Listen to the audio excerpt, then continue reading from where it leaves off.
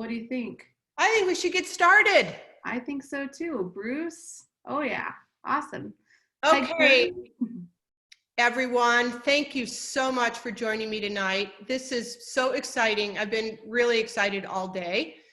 I started my business Tie the Knot Fly Fishing back in 2001 in Livingston, Montana. And since then, I guided, I outfitted, I've authored a book, I've taught all over the country. But webinars, well, 1.5 minutes is my experience with webinars. So bear with me, and fortunately, I'm not alone. I've got Heather Hodson here to help me, keep me in line and keep me on time. And also, she's going to be in charge of keeping track of all the questions. So you've got a Q&A there that you can send questions our way. The more participation, the better. And chats if you want to just make some comments. But before I get started, I really want to introduce Heather Hodson, who I've known for about 5 years now. She's an incredible angler, teacher, and has started United Women on the Fly. Tell us a little bit about that, Heather. Sure. Hello, everybody. For the record, I would say I'm a much better angler than caster.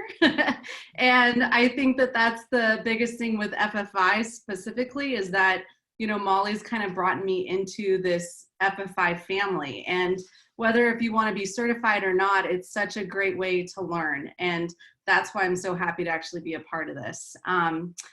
So United Women on the Fly is just a community of anglers, mostly women, and we're all about just connecting education and giving people resources. And we've really worked well with the FFI Women Connect, that's also affiliated with Fly Fishers International. And it's just a big group of women that love to get out and fish. And it doesn't matter, you can get out and dance and have fun. And even if you don't make the perfect cast, which we all want to, it's all about the experience and being out there. Yep. And I've been on one of Heather's trips in Alaska, and we had a great time. How many women are there, Heather? Well, you know, it's a group, we have a closed group, and there's about 3,600 women. And of those 3,600 women, 3,200 are active. So we have about 90% active women in the group. It's pretty awesome. That's fantastic. And it's just a way to ask questions and learn, and just non-intimidation, you know, just have fun and no drama.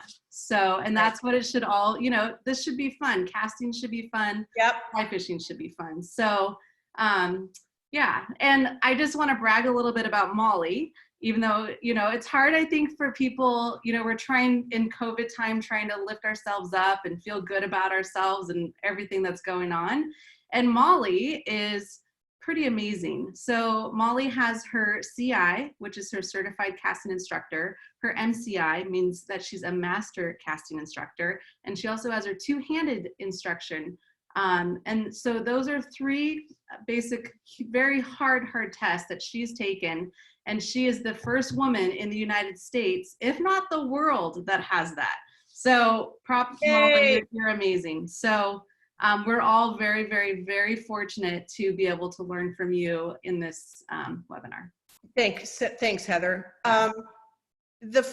Heather mentioned Fly Fishers International. I'm just going to say FFI. When I was in Livingston, when my family and I and our daughter moved to Livingston, there was at that time, a conclave, FFI conclave at the high school. And I walked in and I didn't know much about anything. I knew I wanted to be a guide, but I also wanted to learn how to teach.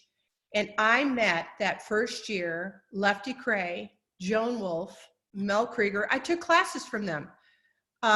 Gary Borger, Maggie Merriman, and took classes from them for many years thereon. And I just fell in love with not only fly fishing, which I'm passionate about, but casting and teaching. And so I am so grateful for FFI for helping me launch my career, and I'm still benefiting from it, which is, I want to say thank you to Patrick Berry, our new CEO and president. This coming July will be his first full year. And these webinars are his idea. And the webinars are really kind of come from the FFI Learning Center, which you can find by going to the Education tab and then click on Learning Center. Think of the Learning Center as a library. There are all kinds of resources on fly tying, lots of videos on fly tying, conservation, fly fishing skills, and fly casting, which I've been fortunate enough to be the overseer of, and we'll have a lot more coming up this fall. So if you have a minute, check that out. There's lots there. And I'll put the link into the panelist, into our webinar chat for anybody, so if anybody wants to click on it. And this is the first of 6 webinars on fly casting. So I would say, you know, you met all of these amazing people, and I would say for me, like, who's going to be teaching all these classes? You guys are the ones that I look up to. I mean, I obviously look up to Joan and to everybody, but you and Whitney and Audrey and Marianne and Bruce, you know, you guys are our generation that we're looking up to. So you know, you should be really proud of yourself for that as well. Well, thank you, Heather. And we wouldn't be here if we didn't have the next group. Right. Yeah. And we're just passing it on and learning as we go. Right. Which is, this whole webinar business is all new to me. Thank you, Heather. So let's talk about the webinar, you guys. So I'm going to help do the Q&A. So you guys all found the webinar chat. Thank you. And I'm going to just kind of be reading that as Molly's going through. But definitely, if you have questions about anything that Molly's talking, or if you want to ask a specific question for accuracy, then please, we're going to try to get to all of your questions, and we'll kind of break it up. So I will help with that. And you want to get started, Molly? Started. Cool. All right. So how to be an archer with your cast. I will cover 4 topics, these 4 things that all put the puzzle together for accuracy. And if you're accurate, you will catch more fish. So that's what I'm going to cover today in this webinar, these 4 topics that will get you an accurate cast, which will catch more fish. Back in 2010, 2011, 2012, I used to work the Orvis booth at the International Sportsman's Expos. They were in California, Colorado, Arizona, and the finals were in Utah. And since I was working the Orvis booth, I had the opportunity to participate in these accuracy competitions. That's where I met Audrey, who's coming up next, June 4th. And so I practiced and I practiced and I practiced. And in 2012, I actually won the women's division. It was early March. So I went back to Livingston, and every year in Livingston, on my birthday, March 11th, I would go to Depew Spring Creek. And at 11 o'clock in the morning, sit on the bank and wait. Everybody know what this is? March, Depew Spring Creek. This would be a blueing olive drying his wings. And so there they would be, 11:15, hatching, popping. They happen to be in this particular spot that I always fished. It's a little 6-inch feeding lane on the far edge of the bank. And there was a 21, 22-inch brown trout sipping. Oh, my heart rate's already going up. Sipping. So I had my fly, already tied it on, already knew what to use, been there before, cast a bunch of times, got my distance just right, turn, boom, hit it. There you go. Practice, accuracy. We all know how important that first cast is. That first cast needs to hit the spot. So let me help you improve your accuracy. I'm going to be looking at my notes every once in a while. Let's start with loop shape. I'm going to borrow a little rod. I love props. This is my little gecko rod. It's a little Tenkara rod for a little gecko. Okay, cute. So here we go, loop shape. We begin our forward cast, we stop the rod. The loop then overtakes the rod tip, the fly line overtakes the rod tip, and here we have our loop. This top leg here, attached to the fly, also called the fly leg. This top leg is what I'll be calling it for this webinar. Needs to point to your target. That's what I'm going to teach you or help you learn tonight. Loop shape. I have more props. Here's another prop. This is the rod leg, it's attached to the rod.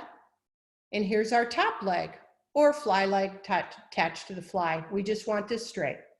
Think of this as the archer. We want this pointed to the target. That's your bow. Hey, Molly. Yes. I'm just getting some from the panelists. It looks like it said that your top hand was cropped out. So can you do me a favor, your last prop, and then just lower it down a little bit, and then Thank just, you. yeah. How's that? How's that, Whit? Whitney's just saying that your top hand there, that should be better. Cool. Good, Vanna White. All right. Here's our top leg, nice and straight, pointed to the target. Okay. Here's another loop. This loop is not great for accuracy. This top leg is now curved. This is like throwing a beach ball. You know how hard it is to throw a beach ball on the beach in the wind. So this is a loop we want to avoid. There's our first piece of the puzzle, loop shape. It takes time to learn about loop shape, but you will get there as you begin to see what it's supposed to look like, and then you will learn how to adjust it so that it looks the way you want it to. Okay, next topic, rod tip path. Here's our little rod. Here's our tip. We want that tip to travel in a straight line. I remember the first time I heard that, Heather. I remember the first time I heard it, and I was like, what are you talking about? I now understand what it means. This rod tip needs to travel in a straight line. This would be a dome shape. Hint, the fly line follows the rod tip. If the rod tip travels in a curve, the top leg of the loop will be curved. If the rod tip travels straight, the top leg of the loop will be straight. So there's your straight path of the rod tip, and here's your dome or curved. And this one we don't even want to talk about. That's a whole nother webinar called a tailing loop. We won't go there right now. Okay, so rod tip path travels in a straight line. Okay, we got loop, rod tip path. Number 3, my favorite. Casting arc. Let's get our little Tenkara rod. We're going to look at the butt section of the rod, right here where this tape is. From the start of the cast to the end of the cast, this angle change right here is what we call the casting arc. Here's a really wide casting arc. That tape blends in with my shirt. Here's a little narrow casting arc. Couple other ways to think about it. Piece of pizza. Piece of pizza. Narrow, what we should be eating. Wide, what I want to be eating after this webinar. Okay, casting arc. Well, we have another way. Thank you, Heather, for creating my clock. Heather put my little granddaughter in the middle of it. Adorable. Here's our casting arc. Here's the stop of our forward cast and the stop of our back cast. Here's a wide casting arc, 10 and 2. Narrower, 11 and 1. How's that, Heather? Any questions about casting arc? No, we have a technical question if you'd like to take that. Sure. All right, so this is from Philip McCartney, and I apologize to anybody if I get your name wrong. He says, I have seen some very good casters who seem to angle the rod so that the line contacts the rod blank as little as possible. Please give us a few tips about casting that may be hard to find except from experts.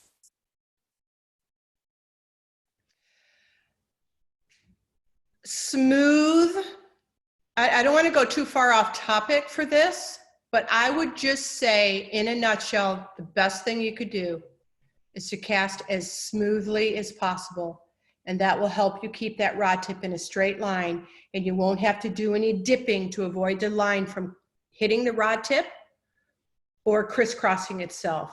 If you just start at one speed and be smooth to your speed up, like you're getting on a highway, you step on that accelerator as smoothly as possible until you are able to merge into traffic. That will solve most of the issues that people might have in having to dip off that straight path because they got themselves into trouble. Awesome. I have two other really good questions. So Michelle says, are you saying that the casting arc should be narrow at 11:1 rather than 10:2? So Molly, can you give us some examples, or why would you want a narrow arc versus a wider arc? That is such a great question. Hang on. I'm going to move to my next topic. Okay. And then if I don't answer it, I want you to ask again. Okay. What is your, oh yeah, you're perfect, because this will answer the next question. So yep. Okay, good. Okay, so how do we maintain a rod tip? How do we get our rod tip traveling in a straight line anyway? Well, this is really important. The rod bends. The rod bends by our hand moving back and forth and the fly line that's beyond the rod tip, the weight of the fly line. Our casting arc needs to match the bend of the rod in order to maintain a straight path of the rod tip. So if we're casting a short distance and we have very little bend in our rod, we're gonna have a really small casting arc. If we're tarpon fishing and we gotta cast 80 feet, which probably end up 65, we're gonna have a super wide casting arc because we're gonna have 60 feet of fly line beyond the rod tip. And in order to maintain that straight line, we've gotta have a wide casting arc because of the deep bend of the rod. Awesome. That I should think would answer both of those questions. So, I hope so. So tips for how to, windy conditions, Suzanne, we'll get to you, Sue. Sue Curver, you know Sue, that went to I know Sue, hi Sue. Yeah. Windy conditions, I can answer that in a nutshell. Tight loop. Tight loop with some line speed. Move faster, tighten your loop. And then when I get to trajectory, which is the fourth piece, you can apply that as well to wind. Okay, so we've got loop, we've got rod tip travel in a straight line, casting arc matches the bend of the rod. We've got our fourth thing. Oh, by the way, in my 15 years of guiding, I would say the number one casting error was too wide an arc for the bend of the rod. So if all of you leave this webinar tonight and think to yourself, I need to make a really small casting arc, which you'll see in video shortly, I'll be pleased. Okay, the next piece is fly line trajectory. Fly line trajectory. We need to adjust our trajectory depending on how far the target is away from us. So if the target's only 15, 20 feet away, we're gonna have a really high back cast and a very low forward cast. Fly line likes to travel in 180 degrees. So if we've got a cast that's only 15 feet, tilt. This is called a steeple cast for those of you who have read books from the 70s and 80s. It's called a steeple cast. And I have a video that's going to show you how to do that. So as our targets get further, this 180 degree line starts to go like this, and our back cast gets a little bit more horizontal. And this would be an 80-foot cast where we actually cast a little bit higher in the front and a little bit lower in the back. Fly line trajectory is so important, and you'll see that in my videos coming up. How are we doing? Questions? Doing good? Sorry, I was muted. I see your lips. I kind of just talking. I'm a mom, just talking to myself. So we do have a couple more questions, but I think knowing your videos that this could potentially answer some of those questions, and then go through the Q&A after your first video. Okay.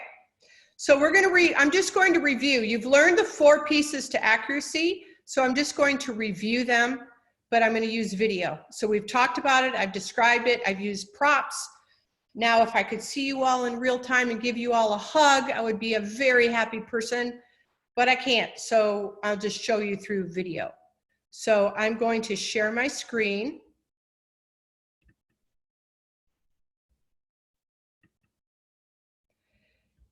And we'll start right here. Here we go.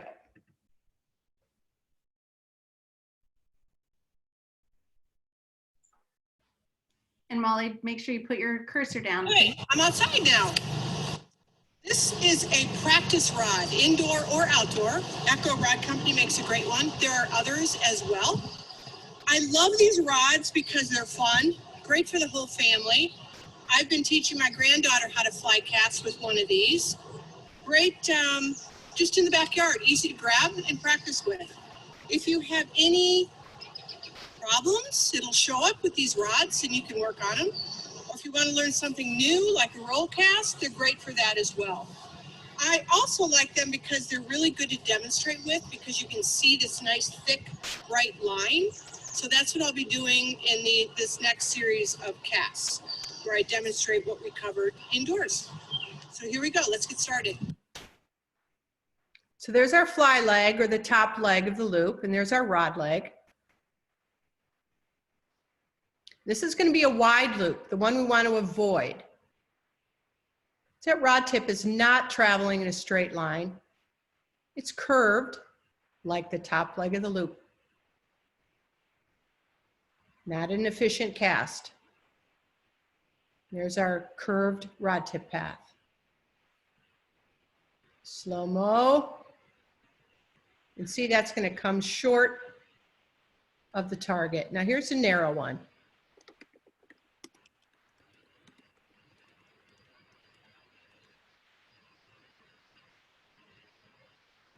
And there we go. Very efficient cast. And here's our rod tip traveling in a straight line. We've got a straight top leg. Great illustrations. These, Heather got those from the Learning Center. Now I've got a high back cast trajectory because I want to go for that target. And I'll hit it if I have a narrow loop and a straight top leg.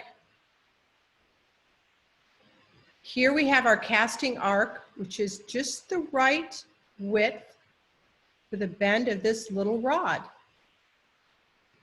That's our casting arc.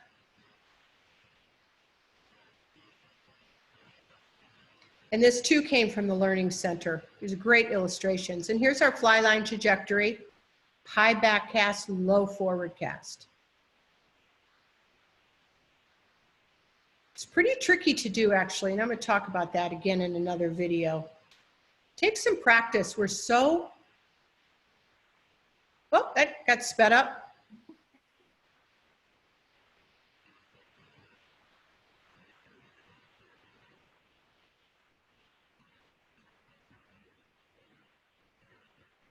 Now, I'm going to pause this for a second. Oftentimes when I'm in a drift boat and I'm watching another caster in the boat, I'll see them cast, their back cast will be on the horizontal. And then when they go forward, they're stopping about, I don't know, 8 feet. They're in a boat, so 8 feet above the water. The fly will end up short of the target. So this is an example of a fairly horizontal back cast. And you watch that forward cast, you'll see the little white yarn fly, and you'll see it jump back, so it'll be about a foot short of the target. Pop, short. That's why we need to change our trajectory, especially for these close targets. That's a demonstration of that. So I'm going to stop sharing here before I go to the next video. Heather, do you have a practice rod? Yes, I do. It's actually right here. Yeah, if you viewers have grandkids or kids or want to practice casting, you want to grab one of those. They are awesome. Well, I think even if you don't have kids, they're awesome. Like, yeah, they are. Or whatever. So, and there's a bunch of different brands that make them. One thing I liked, Molly, that you said though was put a little piece of like Velcro on little cutouts of fish or whatever, and you could just cast with your yarn and practice catching those fish, and then they'll come up. So it's a great game for kids too. So it is. When Hutch Hutchinson from Orvis and I used to work those ISE shows, we had a bunch of indoor rods, and we put Velcro on fish tub toys. And we didn't have to teach the kids because they wanted those fish so bad. If they went back here and ended up short, they just figured it out. You really didn't have to tell them much. Kids are good at that. Maybe that's a good adult trick too. Okay, we do have a couple of questions if you'd like me to roll through these. Yep. So some of them are in the webinar chat as well as the Q&A. So I'm going to go through the webinar chat first. I'm just scrolling down. Okay. Marianne also wants to say, hey, can you mention that I'm going to talk about the arc as it relates to different rod actions compared to graphite, fiberglass, and bamboo? Because that was a question. It's a great question. Yeah, so the question was, so does the arc of the rod depend on the rod type action?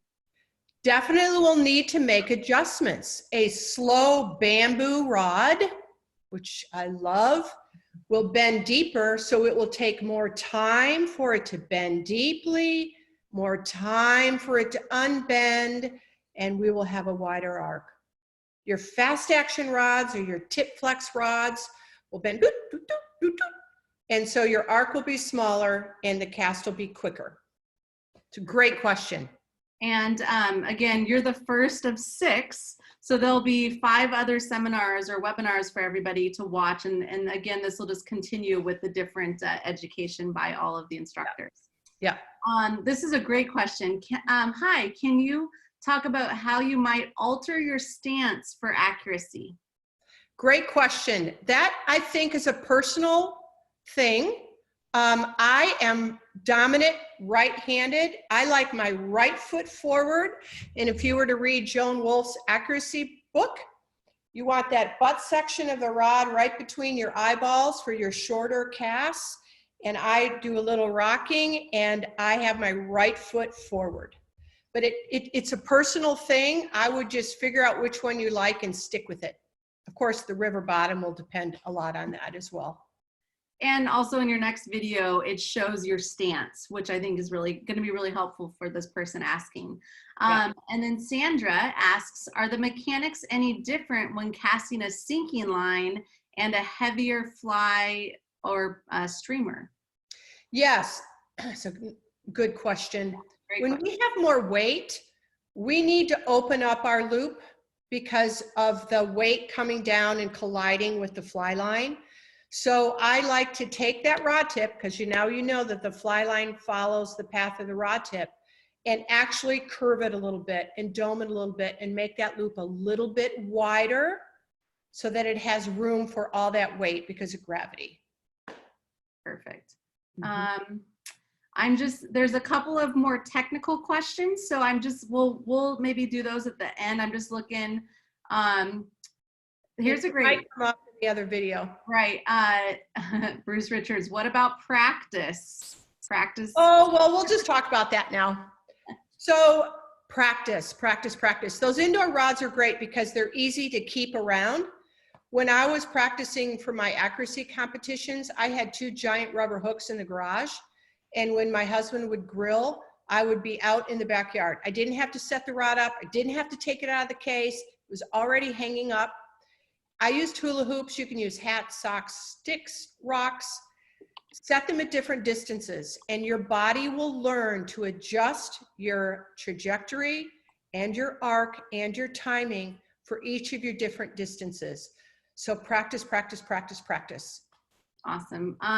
You're going to talk about this in your next videos, but any tips on judging distance? So you kind of show you're hovering. Yes.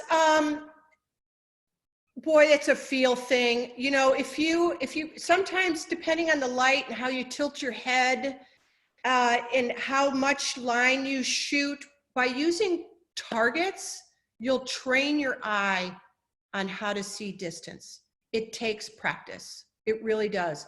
Fly color, you could use green, yellow, you could use black and white, use 2 different colors at the same time, and that helps with being able to see the yarn fly. But really, practice is key. Awesome. All right. I think kind of what your next videos are going to show. We'll cover a lot of these other questions, and we will, and there are definitely some more advanced questions too, which is awesome, talking about cast and stroke and whatnot. Okay, now I want to address that. Here we go. Hi. We're now going to leave the practice caster behind, and I'm going to a 5-weight fly rod. I've got this nice orange line, so hopefully you'll be able to see it. And I'm going to cast to a 30-foot target and a 40-foot target and show you the changes that I'm making with those two distances. And then I'll finish with showing you a couple of casts that are good for fishing application, softening our fly to the water. Something that is amazingly difficult, actually, kind of tricky, is to learn how to send your fly line up and back. We're really quite, it's ingrained in us to go on the horizontal on our back cast. So I'm going to show you a way in which you can learn to send that fly really high. If you had a bush that's 6 feet tall behind you or 8 feet tall behind you, and a fish 20 feet in front, which is very common in small streams, you will need to learn how to do this. And Molly, will you put your cursor down, please? Yes. How's that? Good. I'm going to go ahead and watch my line. I'm right-handed, right foot's back.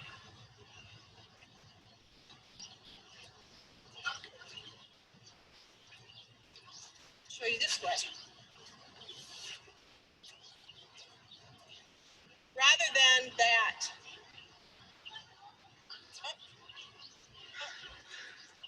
Look how. So learning how to do that is actually takes some practice. If you think of your thumbnail, if everybody looks at their thumbnail right now, and you wanted to point that thumbnail, the flat part of your thumb where you put your nail polish, if you put your nail polish, you want to aim that to where you want your fly to go. Can you show us, Heather? You want to aim that thumbnail to where you want, straight up, straight up, straight up. It's a really good, something that you can see. You always have your thumb with you, and it helps you aim that fly line back and up. As Lefty Cray would say, back and up. My casting arc is this way. My piece of pie. And you want to put your cursor down, Molly, your mouse, please?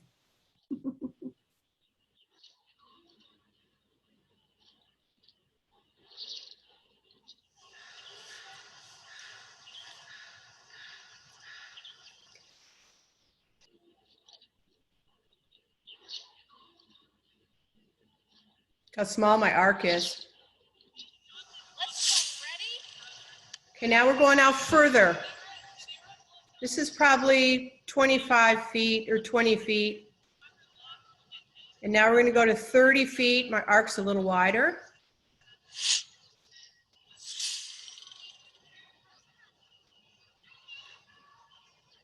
Okay, now here, I'm going to back this, I'm going to back this up a little bit.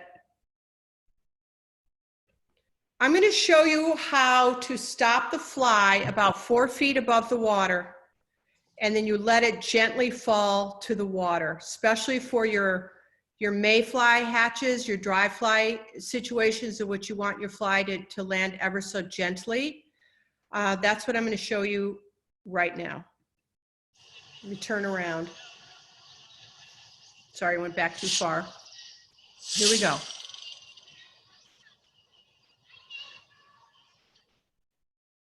It's going to stop there and slowly fall down. That's how you can soften or dampen the landing of the fly.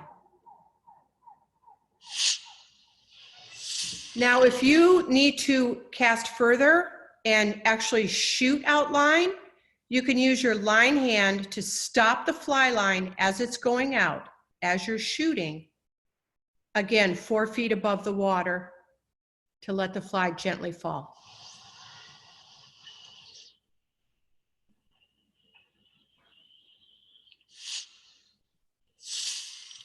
Here it is up close. Watch my left hand.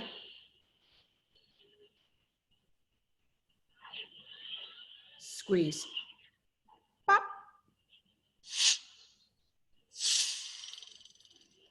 One more time. Shooting line. It's really fun to do. You can also adjust your accuracy. You just squeeze it where you want it. Pop. Fun stuff. I'm back. Awesome. So do you want your fly then to land before your fly line? That's always a question that I hear a lot, or you see a lot of anglers that always, you know, that their line might land first. What would you suggest? Absolutely, because the fly line first will give you a more of a drag-free flow, because once that line sticks to the water, the current's going to start manipulating that fly line. So a fly first is a great thing to achieve. Awesome. And we have 11 questions. So, but what I wanted to ask first is, can you give us some recommendations, like for how to practice casting accuracy, like maybe some drills, or if it were just me going out on the lawn and practicing, what would you suggest for us to do? I would suggest you go to the 5 and dime. They don't have those anymore. The dollar store, and get some hula hoops. And mark where you're standing and keep the line length the same. And do one target 5, 10 times, and then the next target, and note your adjustments. You'll figure it out on your own. You don't even have to think about it. You'll just do it. Especially if you picture a fish in the middle of the hula hoop. You'll just do it. And also video. One of the things that I've been doing now for the last couple of years is a lot of videoing and video analysis, and using video to teach. I now have a new video analysis package on my website. It is a great way to learn, because you can watch yourself over and over and over. And you think you're doing something, and you look at it and you go, oh no, I'm not really doing that. And you are. And so videos don't lie. So video is a great way to practice any aspect of your casting. Yeah, and you just have to realize that you really are doing the things that people are telling you you're doing. And you think that you're not. I'm not breaking my wrist, but you are. So sometimes it looks pretty darn good. This is a great question. Jill Clark asks, do you always practice with the same exact length of leader? It seems like when my leader is 6 inches one way or another, then the accuracy suffers. Well, you know, in fishing, we can't always use the same length of leader, but I would practice with 9 feet. And I wouldn't have a 5X. I would use a 0X or a 1X or a 2X, something that's pretty substantial. But you know, when we're fishing, it all changes. So we just do the best we can and have fun. You want to throw a chronomid with a 15-foot long leader and 2 flies. That might put a dent in your accuracy. For sure. Okay, let me see here. I'm gonna just go through some of these awesome questions. Thank you everybody for Yeah, awesome. Great. I love it. I have an audience. Yes. Green dot on my computer. So great. So one of the questions was from DMF. Please talk about the integration of casting angle and rod tip moving in a straight line, which you have already spoken about. Did you want to add anything with that? Do you mean by casting angle, casting arc? I would assume so, yes. Yeah. So the casting arc needs to match the bend of the rod for the rod tip to travel in a straight line. Awesome. And then could you talk a little bit about casting arc versus casting stroke?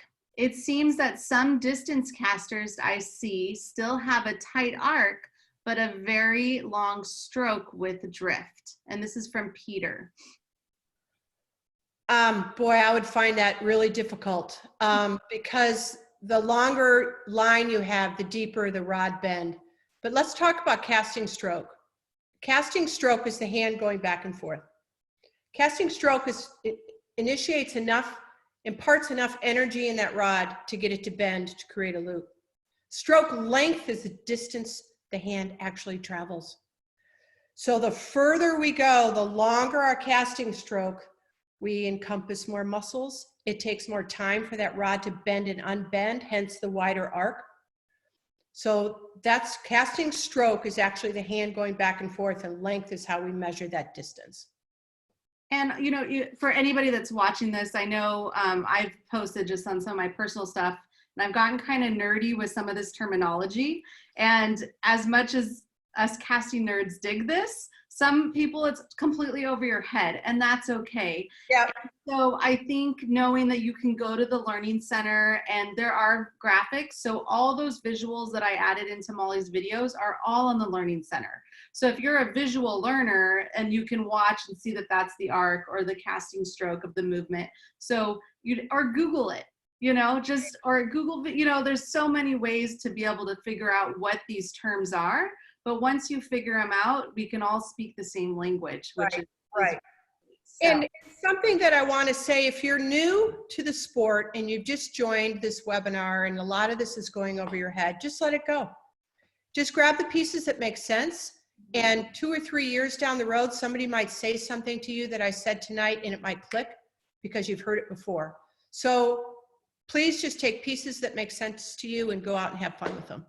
And I believe that these are going to be videoed and so are recorded. And so you should be able to go back and watch these too. And so maybe, go out and practice and come back and look at it as well. So, or contact Molly, or contact anybody in the FFI. They can help you with this. It's not there to be hard. And so it's like entomology for me, trying to learn the scientific bug name, right? And then I just want to know it's a PMD, and I'm just going to throw the dry fly. I want to fish, and I want to be a good angler. And I've learned over the years, if the better caster I am, the way better angler I am. So that's why I'm on this crazy journey with Molly. So it's anyways, that was a tangent. All right. It allows you the more clubs you have in your bag. Crazy and took up golf 10 years ago. The more different plays you've got. And so the more different casts you have, the more different ways you can catch fish. Absolutely. So I think we should probably should we wrap this up? Are there any more questions? Let's go through a few more questions. Let's see. So Christopher Vincent says, I've noticed that even the most experienced casters seem to break or bend their wrist during the cast. The golden rule was always to never bend the wrist. How do we avoid this while teaching an inexperienced caster? So that's great. If a person is, I might call them wristy, their style is wristy, but they can control their rod tip and they can control their loop shape, I'm not going to change it. They're getting the fly where it needs to go. It's their body and it's how they want to do it. But you're right. When teaching, I try to just talk about keeping my wrist firm. I don't talk about a rotation here. I just say go back and forth, keep your wrist firm for beginners. And then eventually, as I get into intermediate, we talk a little bit more, but we take that a little further. But different people have different styles.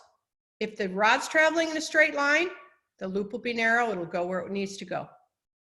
A couple of questions that were on your body stance. So HMMM2014 says, my husband has watched me cast over the years. Apparently I lean into my forward cast. Should I do that or should I keep my body fairly still? And then another question was, can you discuss body position for accuracy? So kind of your body position. Can you you've already kind of touched on that. For accuracy, I'm dominant right-handed. My right foot's forward.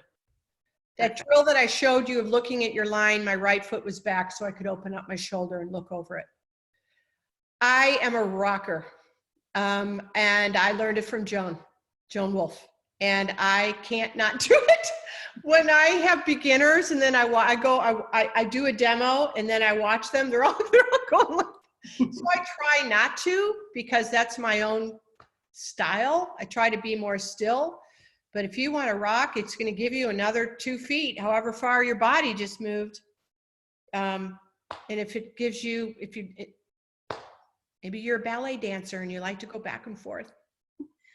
Here's a couple of questions. I think we just kind of roll through some of these questions. These are really good. And I think anybody I mean, if any participants have to leave, great. But again, Okay. this is Before recorded. we do that, just in case someone does have to leave, I want to announce our next presenter. Audrey Wilson will be the next one up on June 4th. What's all the psych about? Mental preparation for fly fishing success. June 4th, 8 o'clock Eastern, 5 Pacific Standard Time. I know Audrey, she's awesome, and I look forward to watching it, Audrey. Yeah, and we'll share all of that. Yeah, Audrey's going to be awesome. So, And then we have Whitney Gould and Bruce Williams and Bruce Richards all coming up. and Marianne Dozer. Marianne So, Dozer. I mean, awesome. Like it's a very, and there was a question about which webinar is how to read water. And I would say that all of these webinars specifically are for fly casting. So potentially in the future, maybe FFI will have more kind of fishing techniques, but right now it's all just based on the fly casting. You might want to email Marianne Dozer. She's got a really nice PowerPoint on reading water. You can talk to her about that. Okay, so we have 25 questions. Oh my gosh. So, but these are good. So we'll just get through what we can. And then what time is it? How about we go 12 more minutes? Okay. Okay. And I'll try, for everybody, I'll try to get through everyone's. These are two great questions about a back cast. Okay, so I'm thinking about trajectory. Again, can you show us your trajectory? There we go. Short forward cast, high back cast. So Jim Rainey asks, on your back cast on a very long cast, how do you have, when you have tilted your back cast down, Yep. how do you keep your line from ticking the ground or water behind you, especially with a weighted fly? Well, you can't go that far. You can't tilt that much. You just can't. If it's not a weighted fly, well, you know, tarpon, bonefish, you've got a little bit of weight. You can only go so far because you don't want to tick. So it's probably just a little bit, I would say it's probably 9 a.m. the back cast on those casts, a little bit of higher forward cast. Yeah. Awesome. Sorry, I hope that answered your question. So this is by Jen. When is the target you're aiming for with the front of the loop? Where is the target you're aiming for? The water where you want the fly to land, or your stop on your forward casts? So when you're casting, you know how you have your straight top leg, and yep. so that's what I'm thinking of this question. So I aim, and I do this in my accuracy competitions. I aim my top leg, which is straight, to where I want the fly to go. And I just stop. So much of it is just so, and I've just done it so many times. I stop, and depending on how long my leader is, I adjust that forward stop depending on how much line I'm casting. And I want that fly to land a couple feet in front of the fish, depending on if it's dry fly, if it's a grasshopper, if it's a salmon fly, if it's a tarpon. I mean, they're all different conditions and where you put that fly, but typically a couple feet in front. If you got a lot of choppy current, you're going to want to put it 2 inches in front. If you got a slow, slick water, you're going to want to put it 3 feet in front. So a lot of that depends. Okay. This is a great question. How in the heck do you hold a rod for accuracy? Do you have a different grip that you use for accuracy? I do not. I'm thumb on top. Okay, perfect. Yep. And here's a Joan Wolfe, and this is really important with accuracy. You want a fairly relaxed grip. And then when you get to your stop, squeeze. It's a squeeze stop. And that's going to give you a little bit more compressed rod tip, a little bit more energy, a little bit more accuracy. And as Joan Wolfe used to say, bless her heart, you can't squeeze a squeeze. So for that squeeze to be effective, you have to have a pretty light grip and squeeze at the stop. Awesome. A couple of questions on hover. So Molly, what did you do to hover? And then another question by Carol Northcutt, what tricks do you use to hover the fly? So I'm not a expert on hovering. Larry Allen is, a lot of people are, probably Maxine McCormick is. I will stop and do a little bit of a lean forward, and I'll stop above, assuming that I'm not going to scare the fish. I'm stopping above, and I do a little bit of a lean forward, and then I pull back, and that just kind of does a freeze frame. But but again, I'm not an expert in hovering. But I will give you this is an important thing to think about. You don't want to do a bunch of hovering over when you're dry fly fishing because you're going to scare the fish. So I'll turn to the side and get my distance and get my trajectory, and then I'll turn and present, boom. And that's how I keep from scaring the fish. Awesome. Sorry, I'm not a hover expert. No, that was a perfect answer. What app are you using to video yourself? Well, that's a great question. I use Huddle Technique or iMovie because I can trim, because I set my iPad on a tripod and then I got to walk all the way. And so I can trim all that out. And then I load it to Coach's Eye, which is incredibly easy. And then I use all their analysis tools, which is fantastic. Awesome. These are two great questions, and you kind of already spoke about them, but I think especially for accuracy, these are, again, so Stephanie Smith, when you target your cast, do you drive it down into the target or do you let it float down with gravity? And Jennifer also asks, can Molly explain again how to get a dry fly to drop softly? So those are kind of the same question. Those are both great. Blueing olive, brown trout, no wind, glassy water. Stop your fly 4 feet above the fish. Stop so that the fly is 4 feet above the fish. Let it float down. Yellowstone River, floating in a boat. Grasshopper season. Smack! Smack. Same with the salmon fly. My husband doesn't fly fish unless it's grasshopper season because he's so good at it. So Ted Warren asked, do you always use a vertical cast for accuracy, or can you be accurate with an off-shoulder plane? Yes, you can. And that again is in Joan Wolf's accuracy book. When I am at the 65-foot target in accuracy competitions, I have to go to the side because I have to, as we mentioned earlier, I have to increase my casting stroke length.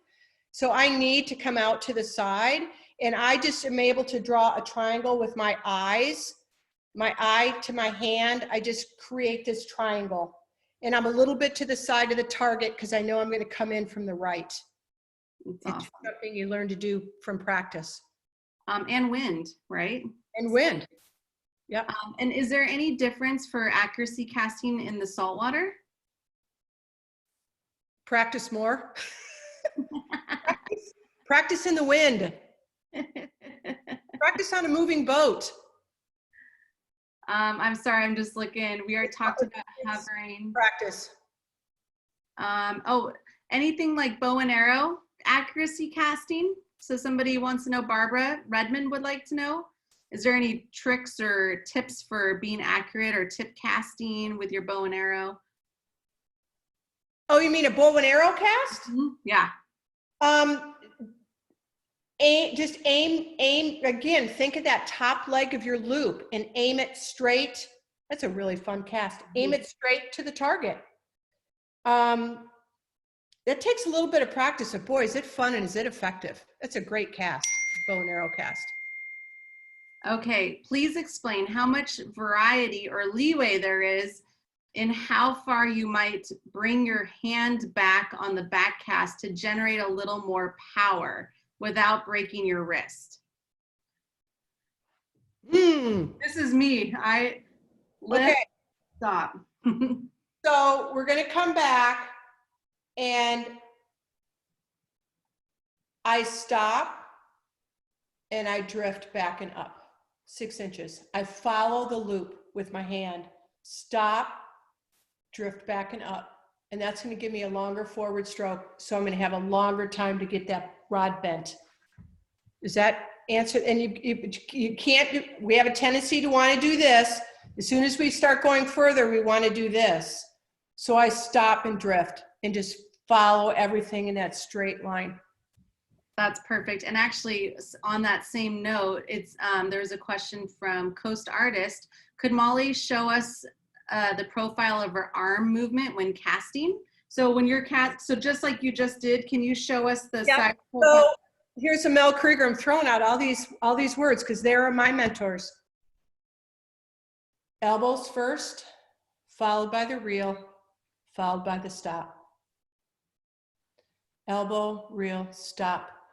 The longer the pull down, pull the train whistle, the longer the pull down, the deeper the load, the more efficient the cast. Awesome. This is fun. Oh, this is so good. I'm just, We're at an hour. We're almost supposed to there. stop for 30 minutes. Tip casting. Do you have any words of wisdom for tip casting? No, I think tip casting is really fun and it has its place.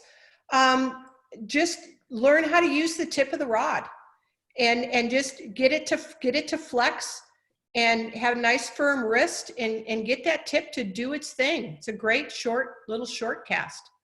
Keep your casting arc really short, really small. It's quick. Gloria is saying, so Gloria, I'm just going to say, look up Marianne Dozer Fly Fishing Pursuits for reading water. So that way you can have that.